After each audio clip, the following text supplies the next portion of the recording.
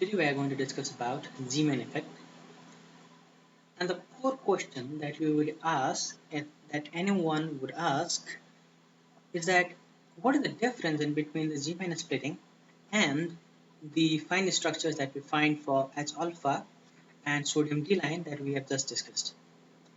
An answer to that is there is nothing different in the phenomenon itself, but there is difference on the cause of the phenomenon. If you see the previous cases, H alpha and sodium D line, the cause for the splitting of fine structures, the spectral line and formation of the fine structures is due to the intrinsic magnetic field of the electron itself. But if you see in the Zeeman effect, the cause for the splitting of spectra is due to the external magnetic field. Zeeman effect only happens when you apply magnetic field to any atom or any electron. Okay, so this is the core difference between the Zeeman splitting and the usual other cases. So Zeeman effect can be divided into two parts. First one is called normal Zeeman effect. Second one can be considered as anomalous Zeeman effect. Now you know the meaning are obvious that normal is just normal, anomalous means something different, which was not thought before, unprecedented. Okay, so it turns out when to say it to be the normal Zeeman effect or to be anomalous Zeeman effect depend on the magnetic field you provide. You see, if you provide stronger magnetic field, it would give us normal Zeeman effect. And normal Zeeman effect means if we have a spectra, let's suppose we have in a spectrum line. Now this would split, obviously. We're talking about splitting of spectra. But it would split in such a way that three components would be formed. First one would have lower intensity, or sorry, not low intensity, but lower frequency than the original one. It would have equal frequency to the original one, and it would have higher frequency than previous one. Now, when I say higher frequency, that means the color of this would be different than the original. This would have the same color as original, and this would have different color than original. So we will get three splittings, and this happens when a magnetic field is strong, and we are talking about external magnetic field, not the intrinsic one, but the external one. And this kind of phenomena or this kind of Zeeman splitting is known as normal Zeeman splitting. Normal Zeeman splitting. It turns out if this magnetic field is not so strong but maybe weak, then this splitting is not so clear. So we would get a lot of components. Okay, a lot of components, and this kind of splitting is called anomalous splitting. Now I am just talking about the definitions here. We will go to the theory, derivations, quantum as well as classical explanation, all of those things, but I'm just talking about definitions here. So this is it. This explains the definition of Zeeman effect. Let's talk about the theory. So we are talking about the explanation of normal Zeeman effect. Okay, Now these are some of the equations. You don't have to look at them right now. I would point you which equation to look at what instant of time. Okay. Okay. So if you have a book, you can refer to the book, and I'm going to say the statements from that book. Okay.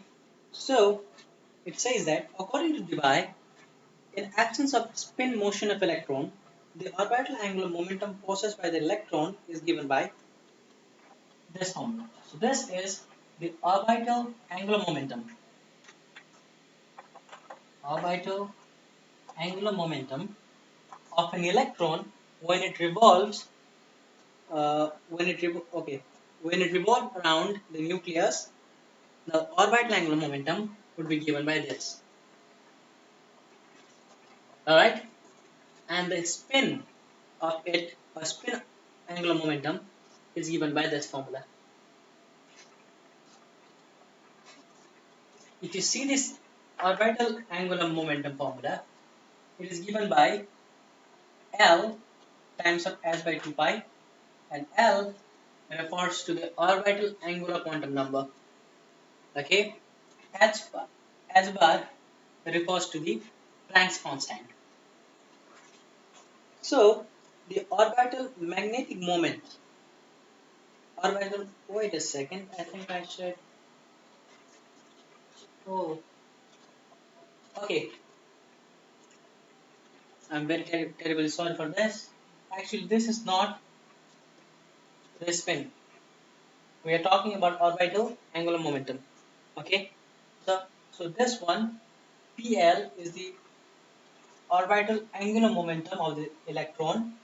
It is given by this, and the orbital magnetic moment. This is the orbital magnetic moment. Okay, magnetic moment, orbital magnetic moment, and whenever I say orbital magnetic moment, you must understand that we have been influenced by this one, this external magnetic field. But before, okay, yeah, but before being, how can I say it? So before being interacted by this external magnetic field, intrinsic magnetic moment is given by this formula. Okay, so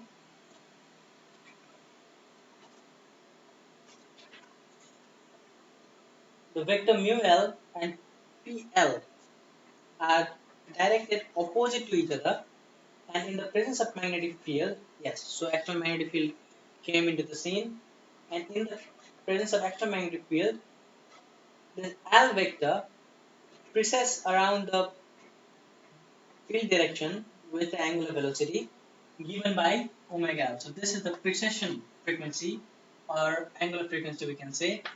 This is a precession, this account for precession due to the external magnetic field, and this formula gives us the relation.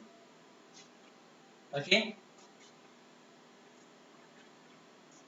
Now the additional energy of the electron due to the motion, due to this external magnetic field, is given by delta E equals mu L B cos theta.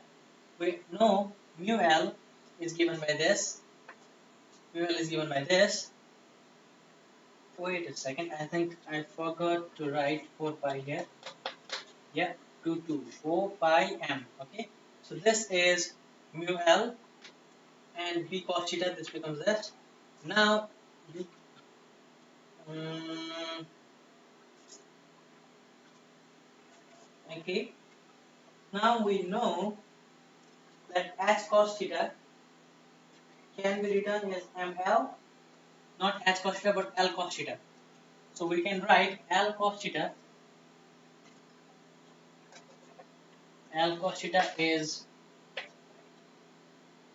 ml, and this ml is the magnetic orbital quantum number. Okay, and it shows the projection of L onto B, and this ml account for the directions.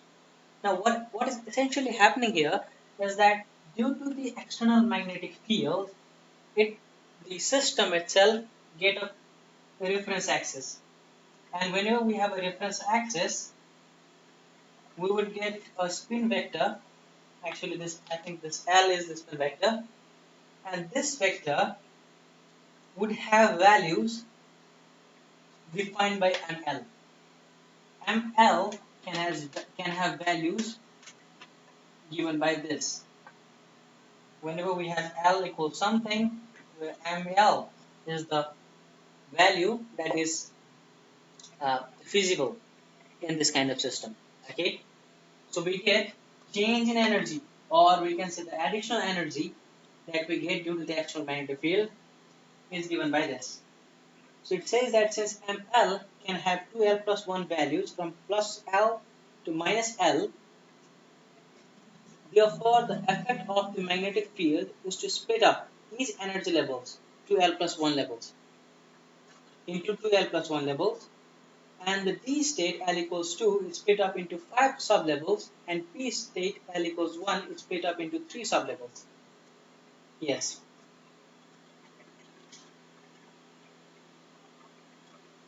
Okay.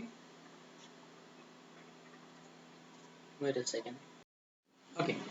This is essentially what is happening here. So we are trying to explain Zeeman effect by using quantum mechanics. Okay. So according to Debye, in the absence of spin motion, okay, according to Debye, in the absence of spin, we only have the orbital angular momentum, and the orbital angular momentum given by this formula. Orbital angular momentum suggests that Planck's constant is quantized in such a way that the quantizing factor is L, and L is a vector.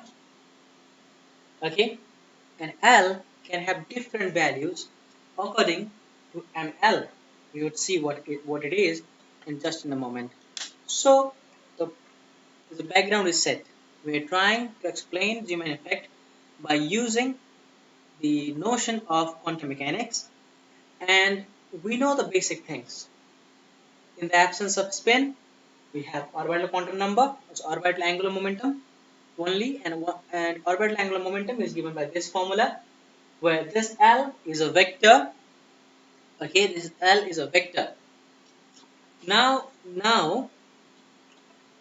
let's assume we are talking about splitting of splitting of spectral lines when L equals 2 to L equals 1. So we're talking about this kind of uh, splitting. So what happens is that before applying any kind of magnetic field, you would assume that L equals 2 would be one line, and L equals 1 is one line. Okay, so we would assume that we will have only a single spectral line coming from L equals 2 to L equals 1. But that doesn't happen. When we provide external magnetic field, now wait again, I am saying this because we have assumed that spin is not available right at the moment. That means spin is not present, so there won't be no spin angular momentum, so that means intrinsic magnetic moment is also not possible. That means splitting of spectra is not possible at all in this moment. But if we apply an external magnetic field, if we apply external magnetic field, this line, we are suggesting that this line splits. This line splits into multiples. And how many states are formed after the splitting is accounted by our notion of ML. We have defined ML as magnetic quantum number, magnetic orbital angular quantum number, and what it does is when whenever we have a magnetic field. And whenever we have a magnetic field, it holds account for how many states are formed. And the formula of it is given by this expression 2L plus 1. So let's suppose L is equals to 2. That means it would have 5 levels after splitting 1, 2, 3, 4, 5. If L equals 1, it would have 3 levels 1, 2, 3. And the values of the levels, values of ml for the levels is given by not for the ml but L. You can say ml. Yeah. The values of ml are given by from L equals -1 to +1. These are the values of ml. Okay, so we can consider this one to be -1, this one to be 0, this one to be 1, and this one to be -2, -1, 0, 1, 2. So this is we can quantize these layers in this way. So we have understood this much. We have understood the background, what's going on here. Okay, so so whenever we apply a magnetic field, after magnetic field it splits, and we get a lot of a lot of spectral lines from different levels. And when we use spectral the selection rules, we would get a lot of uh, spectral lines. What next? Now, how do you think I would explain this thing? I have already defined that we have a principal quantum, orbital angular momentum. Now, I would say that since we have an orbital angular momentum, we can suggest that due to this orbital angular momentum, electron is revolving around the nucleus. That means it would have some magnetic moment, okay, from the laws of electrodynamics. So that means the magnetic moment can be found out, and magnetic moment we know is given by distance times what is the magnetic moment? Magnetic moment is what is it? Okay, I think distance times speed. Magnetic moment is given by charge times the length. Now what is length here? The orbit. So orbit can be considered as this orbit can be considered by orbital angular momentum and orbital angular momentum, and yes, orbit it's this one. And okay, wait a second, sorry, E by L H by 2 pi. And so okay, we are talking about quantum mechanics. So orbit can be accounted for by this one, and the charge can be accounted by this one. Okay, so mu L is a magnetic moment.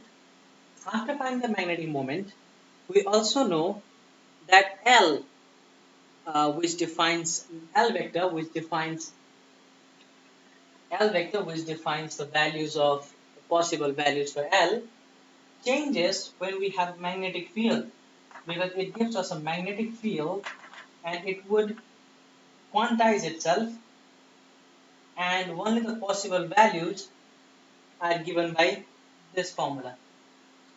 But before going there, we can say whenever we apply a magnetic field, electromagnetic field L precess, and due to that precession, the frequency of that precession is given by this formula, Be by 2m. Now, due to this external electric field, the change or the addition of energy into the system is given by this formula.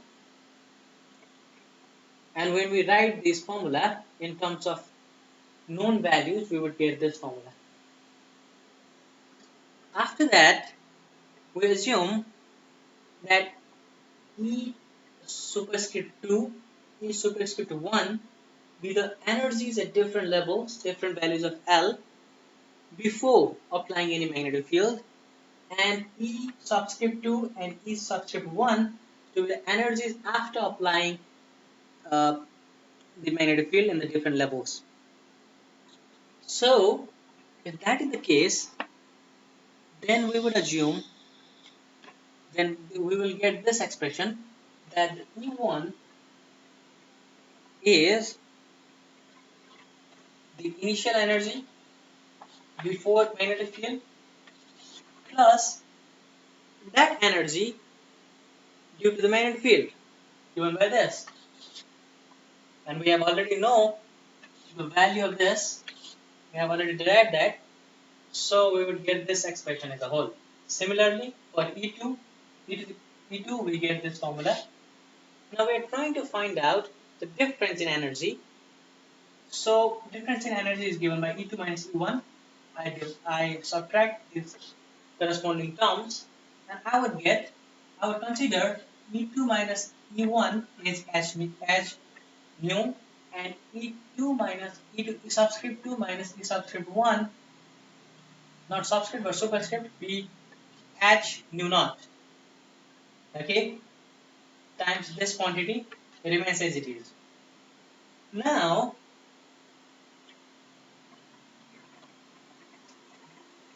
this one, nu minus nu naught, we would get nu minus nu naught equals this quantity. Derivation is not complete yet, so we reach up to here. Let me just clear things here. Okay, so we have got this expression, right? We have got this expression. What does it mean? What does this expression mean? Expression gives us the change in frequency due to the external magnetic field. Okay, and if you see this clearly, you can see that the change in the frequency is given by the change in the value of ml.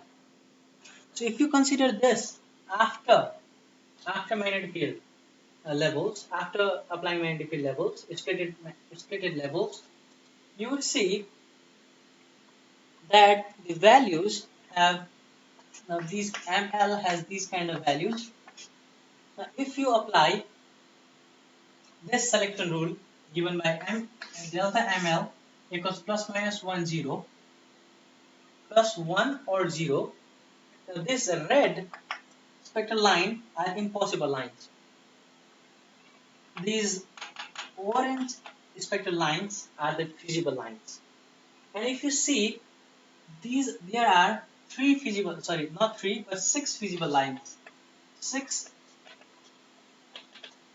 feasible lines given by selection rule. And the value or the change in ML is only three values, and one value is 0, one is minus 1, and one is 1. Now this expression says us that this change governs the change in the frequency of the spectral lines. Frequency in the spectral lines, as we have studied in the Zeeman effect, that three lines should be created. First one is would have a smaller frequency than the original. Second one would have equal frequency to the original, and the third one would have larger frequency than the original. But you can see we have got six spectral line here. Does that mean our explanation is wrong? No, because if you see here, change in ml have three values. That means all the six spectral lines are actually formed by the change of these three values. What I mean to say is that these two lines would have the change in ml of 1. These two lines would have the change in ml to be 0, and these two lines would have changed to be minus 1. So this can be considered as a single spectral line. This can be considered as a single spectral line. and this can be considered as a single spectral line, so we'd get three spectral lines. If you want to check it, you can check it by this following way. So this is our original equation that we got. Now if you see, if you consider this to be 0, that means nu minus mu naught equals 0.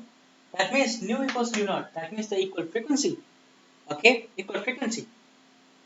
Again, if you see, equal frequency is so.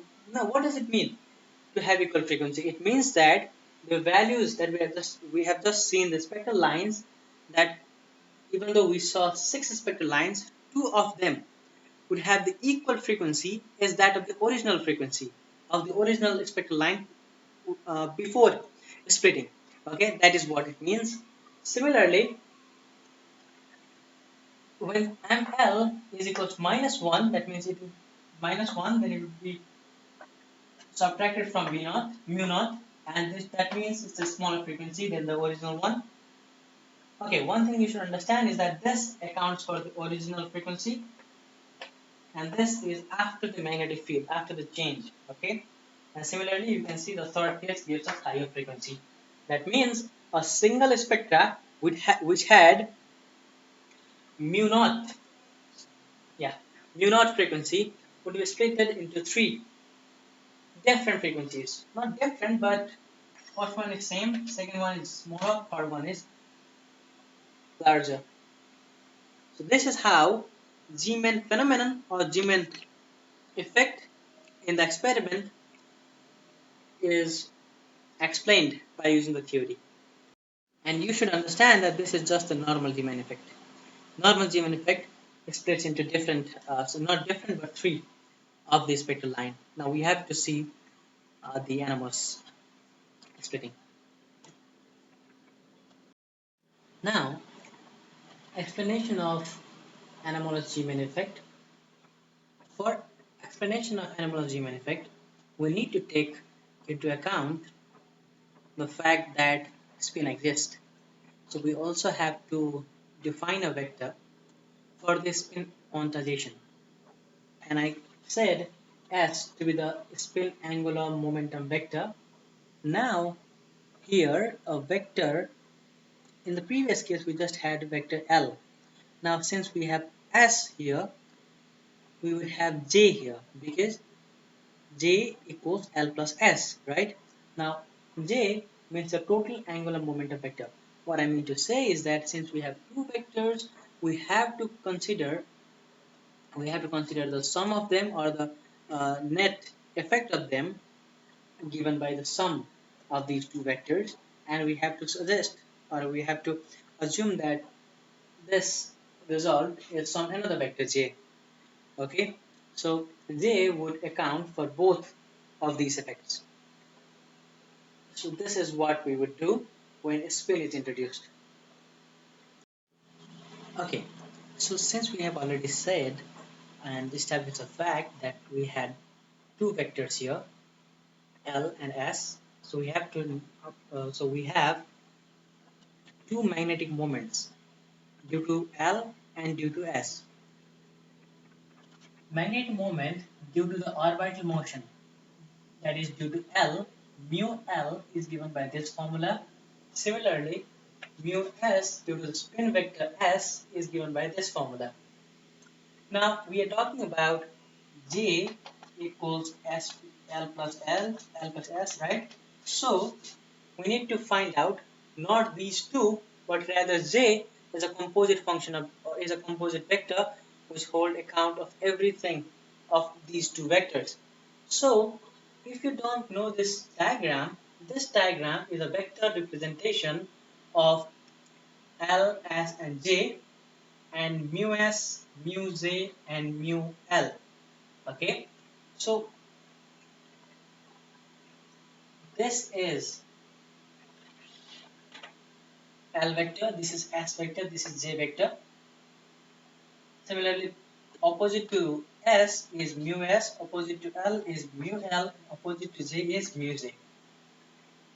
Now, for finding mu J, for finding this component from these two components, we have to take the component of mu L along the direction of J and component of mu S along the direction J, along the direction of the vector J.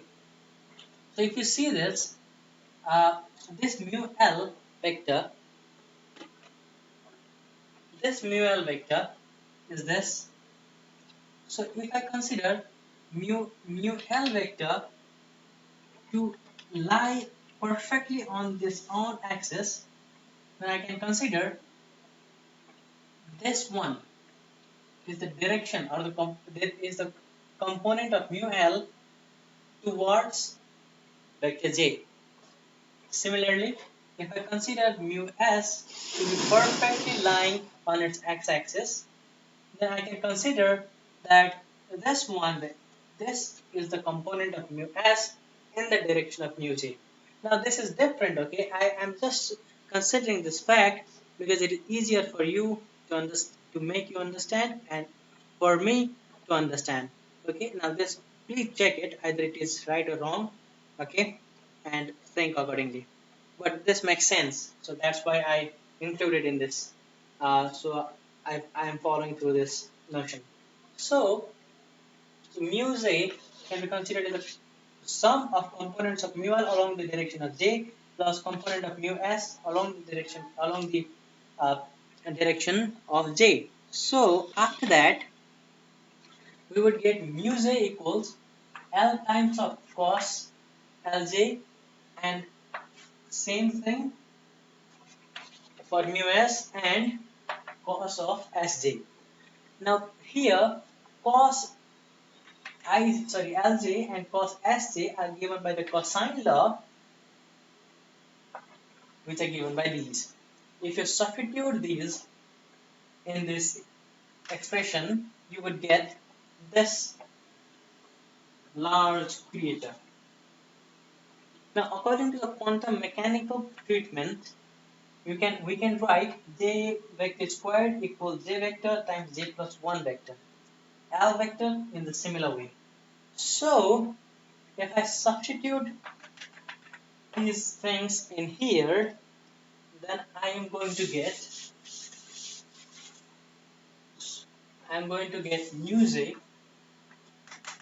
equals EH by 4 pi m J vector 1 plus J plus 1 plus S. If I forget to put an arrowhead on their head, please consider that, okay? S plus 1 minus S plus 1, yes? S plus 1 plus, sorry, minus, uh, wait a second, no, it is L, right? Not I, but L. So L is L times of L plus 1 by 2j squared, 2j plus 1. 2j plus 1. Yeah, we are good up to here. So, now this creature is called, no, not this, but whole of this can be written as G, and I would get my equation which looks like this. So what I get here is I got the what is it called, magnetic moment. Yeah, magnetic moment due to vector J, or we can say magnetic moment due to the effect, or we can say, what is the best word, composite, due to um, mutual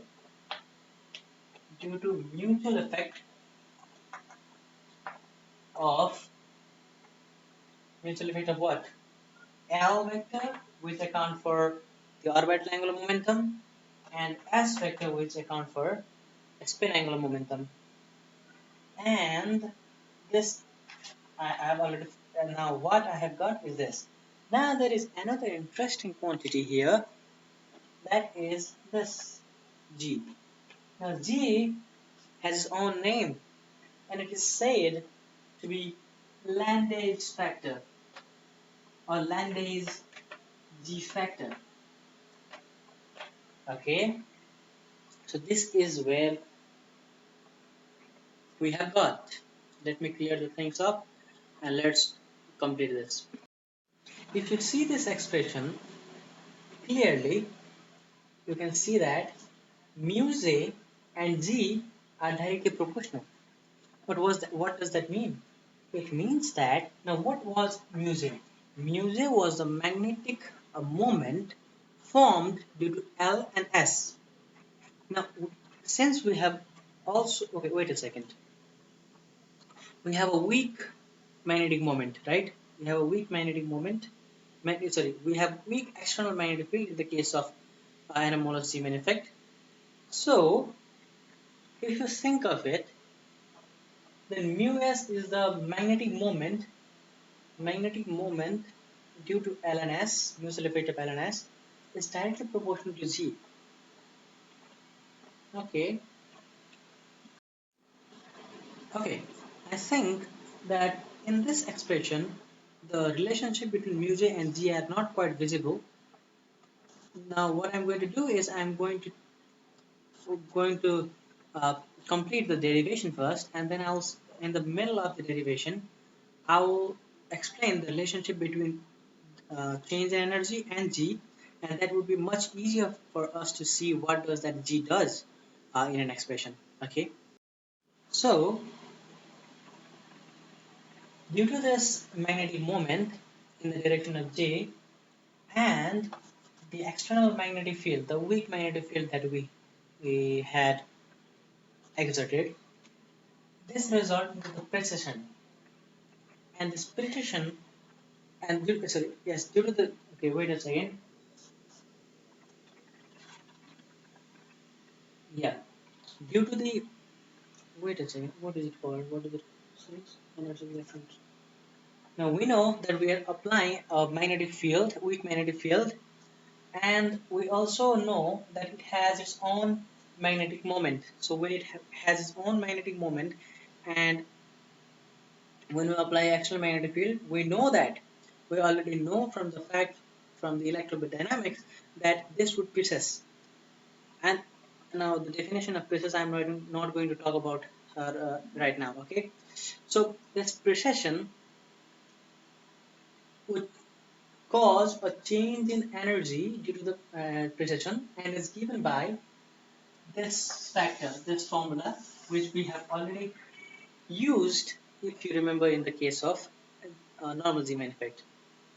Now we have everything right now, and one thing that you should understand is J times of cos of JB gives us Mj, the same Mj which hold account for the magnetic uh, magnetic total angular quantum number. Okay, so now a kind of extra bit is that this EH 4 pi m times B is called Lorentz factor. We don't have to go there, but you just have to know that this is what we get is a change of energy due to the precision. And after that, we did the same thing as we did previously for the normal Zeeman effect. What we did is we considered before B is applied, these are the quantities of energies at different levels. Similarly, after B, these are the quantities, and we did the exactly same thing, and we got to this equation. Now, one thing that is different here from the previous expression for the normal Zeeman effect is just G factor. Now, I had already so in previously I had said that I would explain what is the importance of G. So this is the importance of G. If G was not there, it would exactly be same as normal Zeeman effect. Okay, So G here is actually the one which is creating all of those anomalous effects here. Okay, so if you have understood it properly, it won't be very weird for you, because as we have already known the fact that whenever we have our electron, not okay, whenever we have an atom and we consider two angular momentums, spin angular momentum and orbital angular momentum, it precesses in its own place. Okay, and because of that precession, as we have already known the fact that spin orbit interaction is what caused the coupling, or was what caused the coupling and what caused the spin orbit interaction is the coupling, or coupling is what forms the entire uh, finite structure. So it won't be hard for you to imagine that because of that spin orbit uh, interaction in any atom, it would create a splitting of structure, splitting of spectral line, okay, and form a finite structure. Now, if we add an external magnetic field, a weak magnetic field, then because of that weak magnetic field, now we already know that even before applying any magnetic field, fine structure is happening. But if we apply a small magnetic field, the splitted magnetic field, the splitted energy levels would split further and give us multiple splittings. And that is what the anomalous Zeeman effect is. So it is not so hard to imagine. Okay. Now you can think of you can think of this. Even if you compare the case of anomalous Zeeman effect and normal Zeeman effect. Now in the normal Zeeman effect, we didn't account for spin. We didn't have any vector for accounting spin. So it was obviously interesting to see that even without spin orbit coupling, fine structure are formed. But here it is obvious. Okay, so let's interpret it. Let's interpret this formula. Okay, let's consider a spectrum, single spectrum. Wait a second. Yeah. Okay, let's consider a spectrum which goes from P to S. Now, if I say that it goes from P to S, it would have two spectrum. First one is this. Second one is this. If you remember, this one to this one and this one to this one, right? So let's see this and let's see how many spectrum do we get for these two spectral lines. Actually, it's not a spectral line. Two spectral lines, single spectral line. Single spectral line. This is a spectral line. Due to the spin orbit interaction between the two angular quantum numbers inside the same electron, it would create a splitting of this single spectrum is this. Due to the weak magnetic field, it would further break, and that is what we are going to talk about. Okay, so now it is kind of messy here. Don't get panicked. Just see where I point, and you will understand it. So what I'm doing here is I consider 2p3 by 2 to be this one, okay, and 2p1 by 2 to be this one, and 2s1 by 2 to be this one. So since it becomes messy here, that's why I am going to neglect this for a while. I'm going to neglect this for a while and I'm going to just see this spectrum. If I see this spectrum, now you should understand that we are not talking about L, but we are talking about J vector. I think you should see it more clearly. Yes. So we are talking about J, not L. So for J, we have to use this formula, L plus minus S. So for that, L, when we have L equals 0, we will have two values for J, plus minus, and similarly if we have L equals 1, we will have two values for J. One is 3 by 2, one is 1 by 2, one is 1 by 2, and one is minus 1 by 2. So I think I should erase the things that I've discussed so that it would be easier for you to follow through. Okay, so that means by using J, L, and S, I can find out Gz vector. Gz vector, so not vector, but Gz component, Landy's factor. Since Landy's factor is just a constant number, and we are trying to find out G times delta and J, and since the constant, I'm going to just write the constant rather than finding the value. Okay, so it doesn't have any impact yet. Okay, so these can so I found out the value of G of these things. Again, I found the value of G of these things. So I can erase them, right?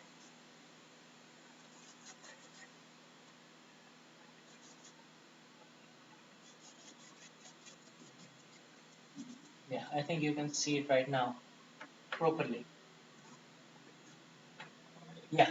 So we got four values for J. J equals 3 by 2, J equals half, J equals half, J equals minus half.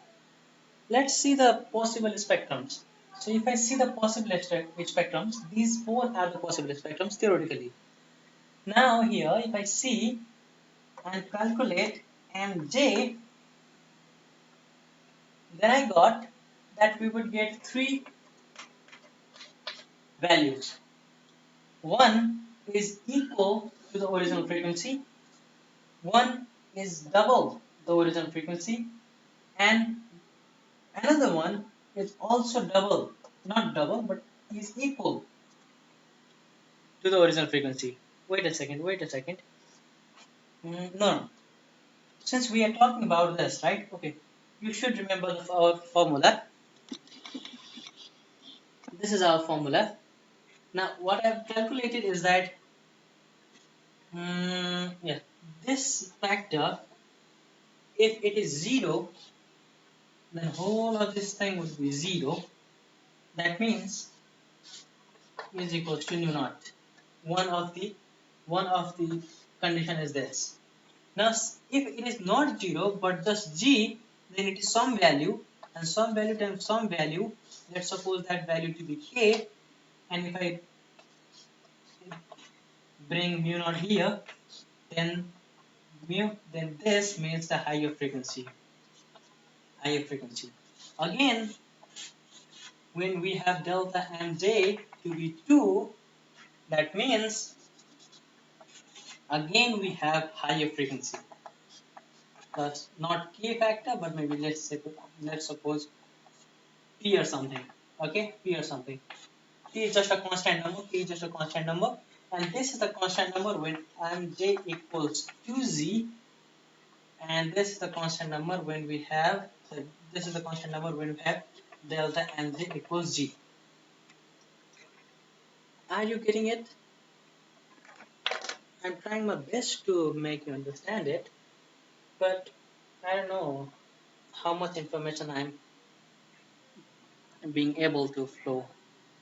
Okay, so now you may say we get the three spectrums or three cases just as in the previous case.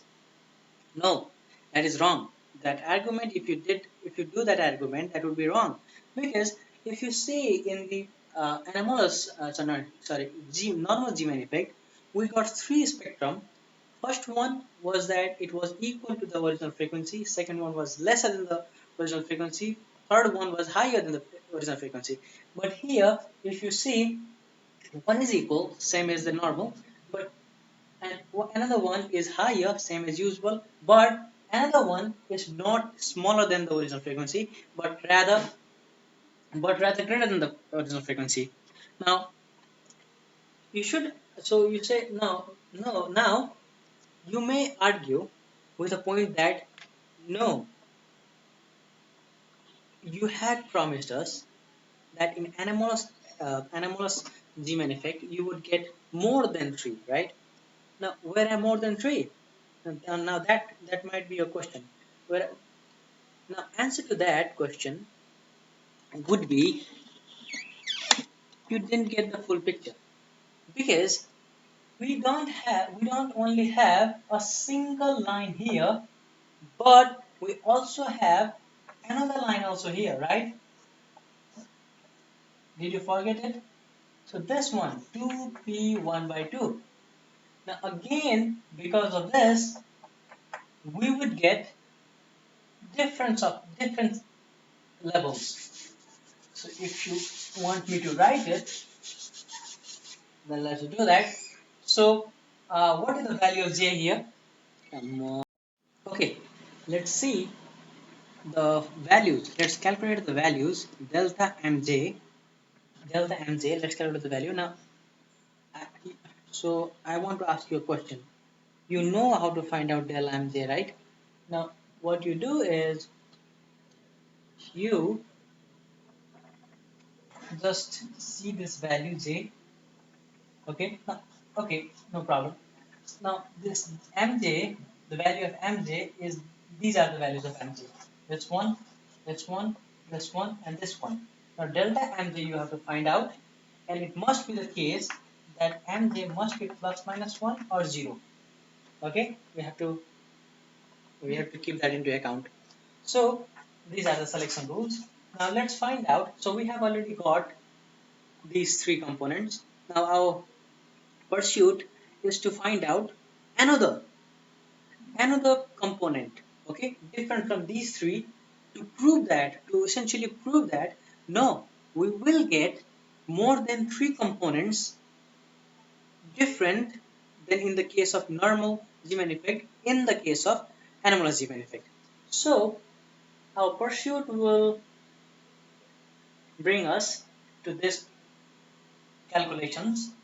If you see this calculations, then delta mj would be 1, because 1 by 2, 2 minus 1 by 2 becomes 1 by 2, minus plus 1 by 2 becomes 1. Now 1 is again the repeated value, since we are not only finding the del mj, but we are trying to find out g del mj.